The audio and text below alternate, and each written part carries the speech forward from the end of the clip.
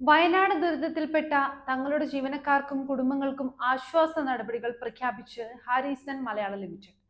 Sentinel rock എസ്റ്റേറ്റിലെ മുണ്ടക്കൈ ചൂരൽമല ഡിവിഷനുകളിലുണ്ടായ നാശനഷ്ടങ്ങൾക്കൊപ്പം 41 ജീവനക്കാരും 48 കുടുംബാംഗങ്ങളും ഒന്നുകിൽ മരണമടയുകയോ കാണാതാവുകയോ ചെയ്തിട്ടുണ്ട്. ദുരന്തബാധിതരായ വ്യക്തികൾക്ക് പിന്തുണ നൽകുന്നത് ലക്ഷ്യമിട്ടുള്ള നിരവധി ദുരിതാശ്വാസ നടപടികൾ ഹാരിസൺ മലയാള ലിമിറ്റഡ് പ്രഖ്യാപിച്ചു.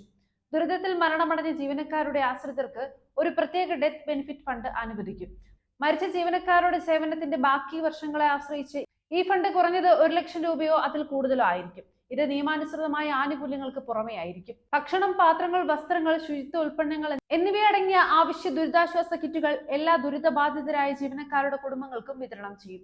ഈ വെല്ലുവിളി നിറഞ്ഞ സമയത്ത് ദുരിതബാധിതരുടെ അടിസ്ഥാന ആവശ്യങ്ങൾ നിറവേറ്റുന്നുണ്ടെന്ന് ഉറപ്പാക്കാനും അടിയന്തര സഹായം നൽകാനുമാണ് ഈ കിറ്റുകൾ രൂപകൽപ്പന ചെയ്തിരിക്കുന്നത്. വീട് നഷ്ടപ്പെട്ട 127 കുടുംബങ്ങൾക്ക് ഹാരിസൺ മലയാള ലിമിറ്റഡ് ഇതര താമസ സൗകര്യം ഒരുക്കുന്നു.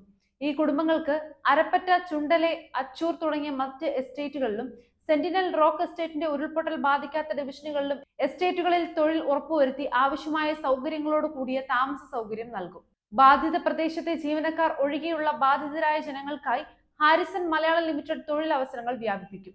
ബാധിത സമൂഹത്തിന് അവരുടെ ജീവിതം പുനർനിർമ്മിക്കുന്നതിനും അവരുടെ കുടുംബങ്ങൾക്ക് സംഭാവന നൽകുന്നതിനുമുള്ള ഒരു മാർഗം വാഗ്ദാനം ചെയ്തുകൊണ്ട് അവരെ ശാക്തീകരിക്കുകയാണ് ഈ സംരംഭം ലക്ഷ്യമിടുന്നത്. Harrison Malayala limited group hospital വഴി അടുത്ത 3 വർഷത്തേക്ക് മരണമടഞ്ഞ ജീവനക്കാരുടെ നേരിട്ടുള്ള ആശ്രിതർക്ക് മെഡിക്കൽ സൗകര്യങ്ങളും പിന്തുണയും നൽകും. കമ്മ്യൂണിറ്റിയെ പിന്തുണയ്ക്കാൻ ഹാരിസൺ മലയാള ലിമിറ്റഡ് പ്രതിജ്ഞാബദ്ധരാണ് എന്ന് Harrison Malayala limited general manager tea operations Benil John വ്യക്തമാക്കി. ബാധിതരായ എല്ലാ കുടുംബങ്ങൾക്കും ആവശ്യമായ സഹായം ലഭിക്കുന്നുണ്ടെന്ന് ഉറപ്പാക്കാൻ പ്രാദേശിക അധികാരികളുമായും പങ്കാളി സംഘടനകളുമായും ചേർന്ന് പ്രവർത്തിക്കുന്നത് തുടരുമെന്നും ബെനിൽ ജോൺ അറിയിച്ചു.